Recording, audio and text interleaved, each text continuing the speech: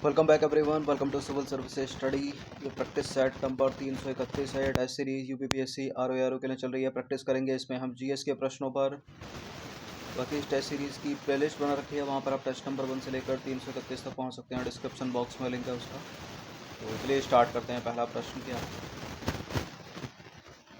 जब कोई असूचीबद्ध कंपनी किसी निवेशक को उसके उचित बाजार मूल्य से अधिक कीमत पर शेयर जारी करती है तो उस कंपनी पर 30.6% की दर से एक आय पर कर लगाया जाता है, यानी इनकम पर टैक्स लगाया जाता है या आयकर लगाया जाता है, जिसे कहते हैं क्या?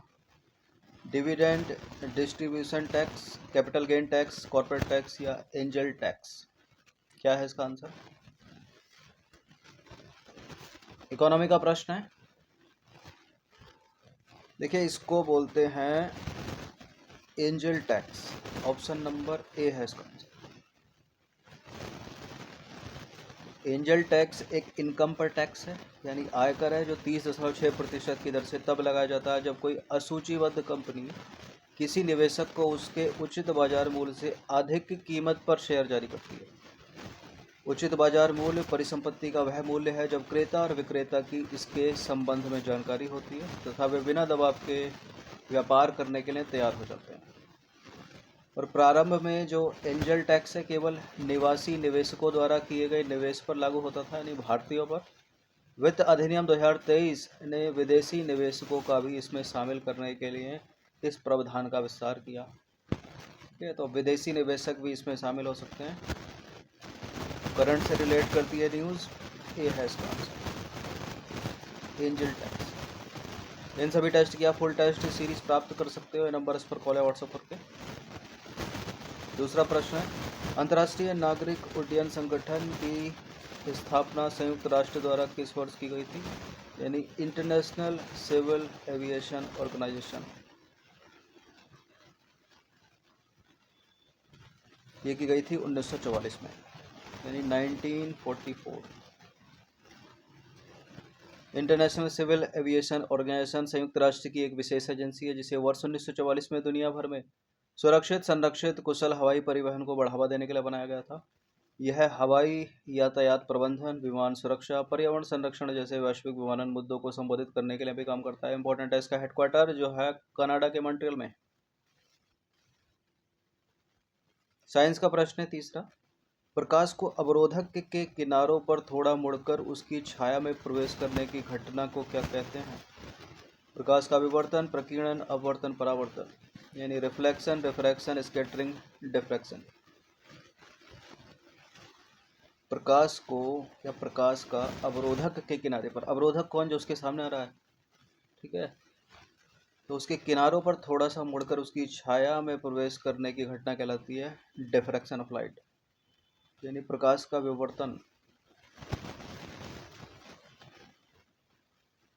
प्रकाश को अवरोधक के किनारे पर थोड़ा मुड़कर उसकी छाया में प्रवेश करने की घटना कहलाती है डिफ्रैक्शन ऑफ लाइट, प्रकाश का विवर्तन। और प्रकाश के चिकने पृष्ठ से टकराकर वापस लौटने की घटना को इम्पोर्टेंट है प्रकाश का परावर्तन, यानी रिफ्लेक्शन ऑफ लाइट। ये साइंस में लाइट, प्रकाश आपने पढ़ा होगा स्कूल में, इम्पोर्टेंट टॉपिक है। आज तक इससे प्रश्न बनते हैं यूपीएससी, यूपीपीएससी, किसी भी स्टेट के पीसीएस या दूसरे कॉम्पिटिटिव एग्जाम में। चौथा प्रश्न भी है, ये करंट से रिलेट करता हुआ साइंस एंड टेक्नोलॉजी का प्रश्न है। निम्नलिखित में से किन किन कार्यों के लिए प्रकाशिक तंतु का प्रयोग होता है? यानी ऑप्टिकल फाइबर। प्रकाशिक सिग्नलों के दूर संचार में, विद्युत सिग्नल को प्रकाश सिग्नल में बदलकर प्रेषित या अभिग्रहण करने में, मनुष्य के शरीर के आंतरिक भागों का परीक्षण करने में और शरीर के अंदर लेजर किरणों को भेजने में। नीचे दिए गए कूट का प्रयोग करके सही उत्तर का चुनाव कीजिए। तो कूट कुछ इस प्रकार हैं कि ये सारे भी सही हो सकते हैं, इनमें से दो भी सही हो सकते हैं, तीसरा चौथा, पहला दूसरा तीसरा भी सही हो सकता है, केवल पहला भी सही हो सकता है। देखिए, इन सभी में जो है ऑप्टिकल फाइबर का यूज होता है, तो इसका आंसर हो जाएगा 1 2 3 4 डी। प्रकाश जो है वो सरल रेखा में गमन करता है, लेकिन पूर्ण आंतरिक परावर्तन का उपयोग करके प्रकाश को एक वक्रीय मार्ग में चलाया जा सकता है। प्रकाशिक तंतु यानी ऑप्टिकल फाइबर्स पूर्ण आंतरिक परावर्तन के सिद्धांत पर आधारित एक ऐसी युक्ति है जिसके द्वारा प्रकाश सिग्नल की इसकी तीव्रता में बिना क्षय के यानी बिना हानि के एक स्थान से दूसरे स्थान तक स्थानांतरित किया जा सकता है, चाहे मार्ग कितना भी टेढ़ा मेढ़ा हो। ठीक है। और ऑप्टिकल फाइबर पर जो इंटरनेट प्रोवाइड किया जाता है उसकी स्पीड द्रुतगामी होती है, बहुत तीव्र होती है। ठीक है, क्योंकि मार्ग कितना भी टेढ़ा मेढ़ा हो, क्षय हो ही नहीं रहा तीव्रता का। बाकी प्रकाशित तंतु के उपयोग देखें तो प्रकाश सिग्नलों के दूरसंचार में, विद्युत सिग्नल को प्रकाश सिग्नल में बदलकर प्रेषित करने और अभिग्रहण करने में, शरीर के आंतरिक भागों का परीक्षण करने में, और शरीर के भीतर लेजर किरणों को भेजने में, सारे के सारे सही डी। साइंस का प्रश्न है क्वेश्चन नंबर 5, वह विधि जिसके द्वारा दो ऐसे ठोस के मिश्रण वह विधि जिसके द्वारा दो ऐसे ठोस के मिश्रण को अलग किया जाता है जिसमें एक ठोस ऊर्ध्वपातित हो लेकिन दूसरा नहीं, क्या कहलाती है? ऊर्ध्वपातन यानी सब्लिमेशन, आसवन यानी डिस्टिलेशन, वर्णलेखन या भाप आसवन। वर्णलेखन यानी क्रोमोग्राफी, भाप आसवन, स्टीम डिस्टिलेशन। देखिए साइंस के जितने भी प्रश्न आते हैं 18 से 22 प्रश्न आते हैं यूपीपीएससी में भी और आरओ में भी, या किसी भी परीक्षा में आए तो एक बार उनका इंग्लिश वर्जन ज़रूर देख लिया कीजिए, जितने भी हिंदी माध्यम वाले हैं, क्योंकि बहुत सारे वर्ड की लिस्ट होते हैं हिंदी में लेकिन इंग्लिश में वो समझ आ जाते हैं आराम से। तो यह क्रिया सब्लिमेशन कहलाती है, उदरपातन, और बहुत पूछा गया इससे प्रश्न एग्जाम में।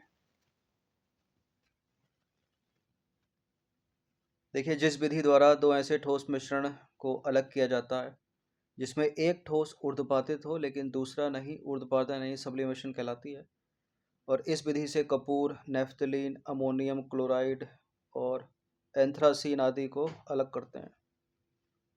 आसवन विधि आसवन विधि यानी डिस्टिलेशन विधि में दो द्रवों के क्वथनांकों में अंतर होता है एवं उसके मिश्रण को आसवन विधि द्वारा पृथक किया जाता है, अर्थात यह द्रवों के मिश्रण को अलग करने की विधि है। और इसका प्रथम भाग वाष्पीकरण में, दूसरा भाग संघनन कहलाता है। तो ए करेक्ट है वहां पर। नंबर 6 भी ये साइंस का ही प्रश्न है। वह नियत ताप जिस पर गर्म करने पर ठोस पदार्थ द्रव अवस्था में परिवर्तित हो जाते हैं, क्या कहलाता है? वाष्पीकरण, इवापोरेशन, क्वथनांक, बॉइलिंग पॉइंट, द्रवणांक, मेल्टिंग पॉइंट, हिमांक, फ्रीजिंग पॉइंट। देखिए ठोस को द्रव में परिवर्तित करना है तो हो जाएगा यानी मेल्टिंग पॉइंट। अच्छा कोई लिक्विड फॉर्म में है, मतलब पहले से ही द्रव अवस्था में है, उसको गर्म करके वाष्प में बदलोगे तो वो क्या कहलाएगा? वो बॉइलिंग पॉइंट कहलाएगा उसका। किसी को जमाना है तो वो फ्रीजिंग पॉइंट। देखिए वह निश्चित ताप जिस पर गर्म करने पर ठोस पदार्थ द्रव अवस्था में परिवर्तित हो जाते हैं उस वस्तु का द्रवणांक कहलाता है यानी मेल्टिंग पॉइंट। और दाब के किसी दिए हुए नियत मान के लिए वह नियत ताप जिस पर कोई द्रव उबलकर द्रव अवस्था से वाष्प में परिणत हो जाता है, परिवर्तित हो जाता है, वह नियत ताप क्या कहलाता है? वो बोलता है क्वथनांक यानी बॉइलिंग पॉइंट।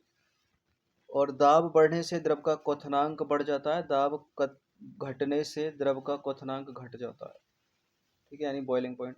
मान लीजिए कुकर में आप आलू बॉयल कर रहे हो, ढक्कन और लगा दिया आपने, तो क्या हो गया? दाब बढ़ गया उस पर, तो उसका जो बॉइलिंग पॉइंट है, क्वथनांक है, वो बढ़ जाएगा, यानी आलू जल्दी उबल जाएंगे। नंबर 7 पर आ जाइए। भवभूति के मालती माधव नाटक के अनुसार श्रीशैल नामक स्थान निम्नलिखित में से किस धर्म संप्रदाय के अनुयायियों का प्रमुख केंद्र था? वैदिक धर्म, वैष्णव धर्म, शाक्त धर्म, कापालिक संप्रदाय। अभी जो पेट का एग्जाम हुआ था यूपीपीएससी, मतलब यूपी गवर्नमेंट के द्वारा, इसी तरह के क्लिष्ट प्रश्न उसमें हिस्ट्री के पूछे गए थे। ये है इसका आंसर, कापालिक संप्रदाय। देखिए शैव धर्म के कई संप्रदाय हैं, जैसे कि पाशुपत, कापालिक, लिंगायत, कश्मीरी शैव संप्रदाय। और कापालिक संप्रदाय के उपासक भैरव को शिव का अवतार मानकर उनकी उपासना करते हैं। और इस मत के अनुयायी सुरा सुंदरी का पान करते हैं, जटाजूट रखते हैं, मांस का सेवन करते हैं और शमशान शरीर पर शमशान की भस्म लगाते हैं, भस्म यानी राख, और हाथ में नामुंड धारण करते हैं। भभूति के मालती माधव नाटक के अनुसार श्रीशैल नामक स्थान कापालिकों का प्रमुख केंद्र था। तो बी है इसका आंसर। ये भी एंशिएंट हिस्ट्री का ही प्रश्न है। जैन ग्रंथ औचरांग सूत्र के अनुसार महावीर के कठोर तपस्या के दौरान भ्रमण करते हुए नालंदा पहुंचने पर उनकी मुलाकात किस दार्शनिक से हुई थी? बताइए। पूरन कश्यप, मक्खली गोशाल, महर्षि कपिल या संजय बेलाथीपुट्टा? इसका आंसर है Makkhali Goshal, option number D. Jain ग्रंथ आचरौक सूत्र, कहीं आचरांग सूत्र भी लिखा है इसको, इनके अनुसार महावीर के कठोर तपस्या के दौरान भ्रमण करते हुए नालंदा पहुंचे पर उनकी भेंट मखली गोशाल नामक सन्यासी से हुई। पहुंचने पर उनकी भेंट, ठीक है। वह महावीर का शिष्य बन गया, किंतु 6 वर्षों बाद उनका साथ छोड़कर उसने आजीवक नामक नए संप्रदाय की स्थापना की और 12 वर्षों की कठोर तपस्या के पश्चात जरम्मिक गांव के समीप रिजुपालिका नदी के तट पर साल वृक्ष के नीचे महावीर को ज्ञान प्राप्त हुआ, केवल्य। तो कौन सा करेक्ट है इसमें? विकल्प डी, ऑस्ट्रेलिया का नाम आ गया। क्वेश्चन नंबर 9 है, ऑस्ट्रेलिया का सबसे प्रमुख कृषि क्षेत्र निम्नलिखित में से कौन सा है? इसके चक्कर में पूरा भारत डिसअपॉइंटेड था, कल रहेगा 2-3 दिन तक। तो ऑस्ट्रेलिया का सबसे प्रमुख कृषि क्षेत्र है इनमें से मरे डार्लिंग की घाटी, ऑप्शन नंबर ए है इसका आंसर। ऑस्ट्रेलिया में दक्षिण की ओर मरे और डार्लिंग दो महत्वपूर्ण नदियां मिलती हैं। मरे डार्लिंग की घाटी यानी इन दो नदियों की घाटी ऑस्ट्रेलिया का सबसे प्रमुख कृषि क्षेत्र है। यह उपजाऊ भूमि जो है रिवेरिना कहलाती है और वर्षा की कमी के कारण मध्यवर्ती निम्न भूमि में असंख्य गहरे कुएं खोदे गए हैं जिनसे अपने आप बड़े वेग से पानी ऊपर निकलता रहता है। इन कूप या कुओं को कहते हैं उत्सुत कूप, ठीक है। और यूपी पीसीएस में भी और यूपीएससी सिविल सेवा में भी सीधा सीधा प्रश्न पूछा है कि ये होता क्या उत्सुत कूप, और ऑप्शन जो थे वो इसी तरह के थे। तो एक ऑप्शन उसमें ये भी है कि स्वयं ही इनसे पानी निकलता रहता है, ठीक है, बेग से, बड़े बेग से पानी ऊपर निकलता रहता है। तो यही आंसर है इसका, याद रखिएगा इसको। और इन कूपों का जो विस्तृत क्षेत्र है वो है ग्रेट आर्टिजन बेसिन। 10वां प्रश्न, 2011 की जनगणना के अनुसार सर्वाधिक, सबसे अधिक और सबसे कम नगरीय आबादी प्रतिशत वाले जिले बता दीजिए। उत्तर प्रदेश के सारे। सर्वाधिक नगरीय आबादी प्रतिशत में, सबसे कम नगरीय आबादी प्रतिशत में, सबसे ज़्यादा तो है गाजियाबाद की, सबसे कम है श्रावस्ती की, बी है इसका आंसर। 2011 की जनगणना के अनुसार सर्वाधिक एवं सबसे कम नगरीय आबादी वाले प्रतिशत में जिले, सर्वाधिक है गाजियाबाद और सबसे कम है नगरीय आबादी श्रावस्ती में। और सर्वाधिक नगरीय जनसंख्या पूछ ले तो 5 जिले घटते हुए क्रम में, यानी जो सबसे बड़ा है वो सबसे पहला आएगा गाजियाबाद, उसके बाद लखनऊ, कानपुर नगर, आगरा और मेरठ। और 2011 की जनगणना के अनुसार सबसे अधिक और सबसे कम ग्रामीण आबादी पूछ ले तो सर्वाधिक जो ग्रामीण आबादी रहती है वो इलाहाबाद प्रयागराज में रहती है, सबसे कम रहती है गौतम बुद्ध नगर में, ठीक है। गौतम बुद्ध नगर का नाम आ गया। तो सबसे ज़्यादा इसकी उत्तर प्रदेश में लिटरेसी है, साक्षरता। 2011 की जनगणना के अनुसार सर्वाधिक और सबसे कम ग्रामीण आबादी प्रतिशत में देखें तो सर्वाधिक है ग्रामीण आबादी, प्रतिशत की बात करें जनसंख्या में तो इलाहाबाद में, प्रतिशत में श्रावस्ती में, और सबसे कम है गाजियाबाद में। और 2011 के जनगणना के अनुसार न्यूनतम नगरीय जनसंख्या, जिसमें सबसे कम नगरीय जनसंख्या है, सबसे ज़्यादा तो गाजियाबाद में हो गई, सबसे कम किस में है? श्रावस्ती में। फिर उससे कम चित्रकूट, कौशाम्बी, संत कबीर नगर, महाराजगंज। अब क्वेश्चन नंबर 11 है, ये करंट अफेयर्स का प्रश्न है। ऑस्ट्रेलिया ने कुल कितनी बार क्रिकेट विश्व कप का खिताब जीता, बताइए। 4 बार, 7 बार, 5 बार, 6 बार? देखिए कल यानी 2023 को जो फाइनल था उसको मिलाकर 19 तारीख को जो फाइनल था, कुल 6 बार इन्होंने जीत लिया, ठीक है। प्रबल दावेदार था कल भारत तीसरी बार अपना विश्व कप का खिताब जीतने का। लेकिन वो एक गलती से गलती हो गई। ये गलती पहले किसी मैच में हो जाती, लेकिन ये गलती हो गई नॉकआउट मैच में। सब कुछ किए किराए पर पानी फिर गया और 4 साल के लिए विश्व विजेता बन गई ऑस्ट्रेलिया। देखिए, ऑस्ट्रेलिया ने क्रिकेट विश्व कप जो जीता है वो 1987 में जीता, 1999 में जीता, 2003 में जीता। इसमें इंडिया फाइनल में था, उसको हराकर जीता। 7 में जीता इन्होंने, 15 में जीता, 19 में नहीं जीत पाए क्योंकि इंग्लैंड जीता। अब 23 में भी नहीं जीत पाते, लेकिन ये जीत गए भारत को हराकर।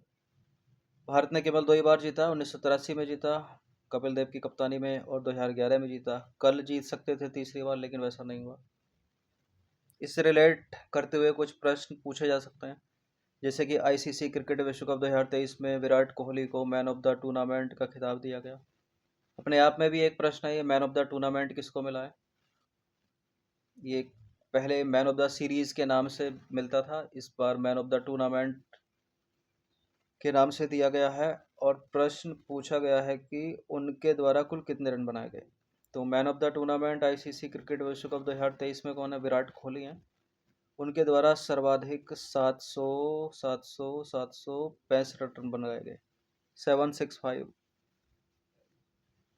इनसे कम बनाए थे रोहित शर्मा ने, और तीसरे स्थान पर जो व्यक्ति है वो है साउथ अफ्रीका का क्विंटन डी कॉक। देखिए, विराट कोहली ने सर्वाधिक 765 रन बनाए, मैन ऑफ द टूर्नामेंट, याद रखिएगा। दूसरे स्थान पर रोहित शर्मा 597 रन बनाए। तीसरा Quinton de Kock South Africa 794 run बनाए। इससे जुड़ी कुछ चीज़ें, जो क्रिकेट मैच देखते हैं उनको तो वैसे ही रटा रहेगा कई समय तक के लिए। जो नहीं देखते हैं, तो आईसीसी क्रिकेट विश्व कप में कुल 10 देश की टीमों ने भाग लिया, इसको याद रखिएगा। और इसका फाइनल मुकाबला अहमदाबाद के नरेंद्र मोदी क्रिकेट स्टेडियम में खेला गया। विजेता ऑस्ट्रेलिया और उपविजेता भारत। क्वेश्चन नंबर 13 पर आ जाइए। मॉडर्न हिस्ट्री का प्रश्न है, निम्नलिखित में से किसके कार्यकाल में प्रथम आंग्ल सिख युद्ध हुआ था? प्रथम आंग्ल सिख युद्ध हुआ था। आंग्ल मतलब अंग्रेजों और सिखों के बीच में युद्ध। Lord Dufferin, lord Minto, lord Hardinge first, lord Curzon. इसका answer option number B, lord Hardinge प्रथम। लॉर्ड हॉर्डिंग प्रथम के कार्यकाल के दौरान पहला आंग्ल सिख युद्ध हुआ था। और लॉर्ड हॉर्डिंग प्रथम का कार्यकाल कितना है? 1844 से 1848 के बीच में। ये कुछ घटनाएं हैं। क्वेश्चन नंबर 14 है, निम्नलिखित घटनाओं पर विचार करेंगे। कलकत्ता, मद्रास और बॉम्बे में 3 विश्वविद्यालयों की स्थापना। ईस्ट इंडिया कंपनी का उन्मूलन। ब्रिटिश महारानी को सत्ता का हस्तांतरण। आपको बताना है कि उपरोक्त घटनाएं निम्नलिखित में से किसके शासनकाल में हुई? Lord Dufferin, Lord Lytton, Lord Ripon, Lord Canning. Year नहीं खोला है, मतलब इसमें सन नहीं खोली है। तो कलकत्ता, मद्रास और बॉम्बे में 3 विश्वविद्यालय की स्थापना हुई थी 1857 में। 1857 में विश्वविद्यालय है, उच्च न्यायालय नहीं है। ईस्ट इंडिया कंपनी का उन्मूलन 1858, सभी को पता होगा इसका तो उत्तर। और ब्रिटिश महारानी को सत्ता हस्तांतरण, ये भी 1858 की बात है। तो किसका ये कार्यकाल है? लॉर्ड कैनिंग का है ये है इसका आंसर। तो लॉर्ड कैनिंग का जो समय है 1856 से 1862 के बीच में। इसके शासनकाल की प्रमुख घटनाएं: 1857 का विद्रोह, 1857 में कलकत्ता, मद्रास और बॉम्बे में 3 विश्वविद्यालय की स्थापना, ईस्ट इंडिया कंपनी का उन्मूलन और ब्रिटिश महारानी भारत सरकार अधिनियम, 1858 को सत्ता का हस्तांतरण, और 1861 में इंडियन काउंसिल एक्ट भारतीय परिषद अधिनियम की स्थापना। इसी के जैसा एक और प्रश्न है, क्वेश्चन नंबर 15 है। पूना पैक्ट और दूसरा गोलमेज सम्मेलन के समय भारत का गवर्नर जनरल या वायसराय कौन था? अब पूना पैक्ट पता होना चाहिए आपको, कब हुआ था? 1932 में हुआ था, गांधी अम्बेडकर। और दूसरा गोलमेज सम्मेलन भी तो 1932 में हुआ था। माउंट बेटन तो बाद के हैं, 47-48। लॉर्ड वेलिंगटन इसका आंसर हो जाएगा, ऑप्शन नंबर ए। देखिए, लॉर्ड वेलिंगटन का जो कार्यकाल है 1931 से 1936, और इसके समय जो प्रमुख घटनाएं हुई भारत में, ब्रिटिश इंडिया में। सांप्रदायिक पुरस्कार 1932, पूना पैक्ट 1932, दूसरा और तीसरा गोलमेज सम्मेलन 1932, और 1935 का भारत सरकार अधिनियम। क्योंकि लॉर्ड लिनलिथ जो ऑप्शन में था उसका कार्यकाल है 1936 से 1944, लॉर्ड बेवल का 1944 से 1947, लॉर्ड माउंटबेटन का 1947 से 1948 सबसे अंत में। भारत के विभाजन का कारण बनी माउंटबेटन योजना, भारत की स्वतंत्रता का कारण बनी माउंटबेटन योजना। देखिए 15 प्रश्न थे ये, इनकी प्रैक्टिस कर लीजिएगा। इन सभी टेस्ट की आप फुल टेस्ट पीडीएफ सीरीज प्राप्त कर सकते हो, जो मिलेगा आपको पेड टेलीग्राम ग्रुप में। ये नंबर इस पर कॉल या व्हाट्सएप करके हर दिन प्रैक्टिस करते रहिएगा। धन्यवाद।